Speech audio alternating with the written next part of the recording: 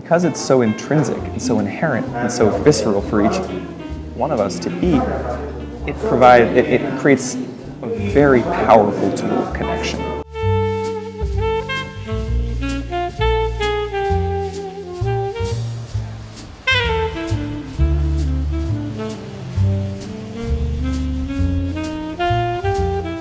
Have some peanuts and cucumbers. This is the snack to start to open our appetites.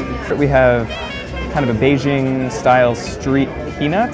This is very simple peanuts with garlic, anise seed, a little sugar and fennel on top. So, and I think there's black vinegar at the bottom, which gives it a nice, cool pungency.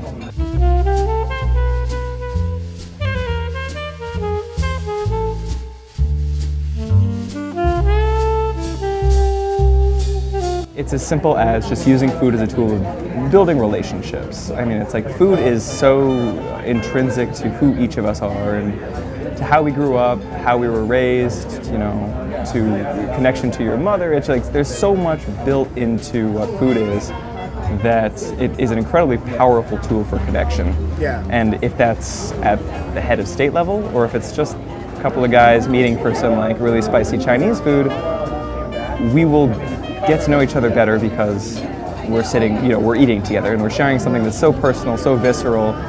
I'm sure over the course of the night, we'll share a lot of stories that aren't about work or you know, the culinary diplomacy stuff, just because you'll have some peanuts and you'll say, oh, that reminds me of this time I had this other dish that, you know, I was with this person, and that it just facilitates good conversations and good relationships to be made. You know, one of the thoughts of culinary diplomacy is, if you get to know a cuisine, you might get to start to know a people, or you might get to understand a culture better. Oh, by the way, this is a place that I was thinking we would go. It's called Yamo. It's Burmese, and Burmese cuisine is super popular in San Francisco, and there's a pretty big Burmese population. But I think Mission Chinese worked for us, and I don't think we need a fourth stop of the night. If we're isolated and we don't know anything about our neighbors or anybody else in the world, we can't be very good members of the world. We live in a globe. We don't live isolatedly, so we need to be able to like communicate with everybody else in the world. And if we feel comfortable, if we feel like we have a connection or communication with those people, we feel a lot more comfortable being able to communicate in that way.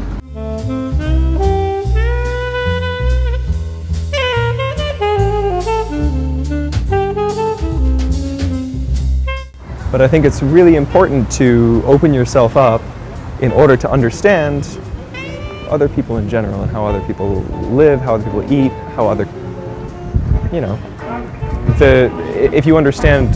if I understand your mother's or your grandmother's food, I can get to know you better. If an American chef wants to go and talk about our culture and our food and what it's like in America, that's the best representation we can have, and it's actually more authentic because he's not, he's not a functionary, a tool of the government doing that. So here it is.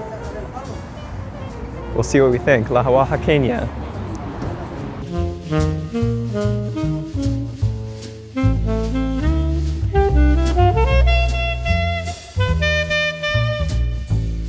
Do you happen to have grasshopper taco? Yes, we do have. Okay, can we get one of each? Do you take cards? Okay, can we get one of each and then one lengua taco each? And then I'm gonna try the Oaxacan tamale in the mole, the Oaxacan mole. Awareness of our surroundings enriches each of us. Just kind of a general understanding of where am I in relation to everything around me, the people around me. It gives us all perspective. It can be as simple as that each of us can very much be better parts of our community, our family, we can be better to our loved ones, we can be better American citizens, we can be better global citizens if we have some engagement with and understanding the world around us.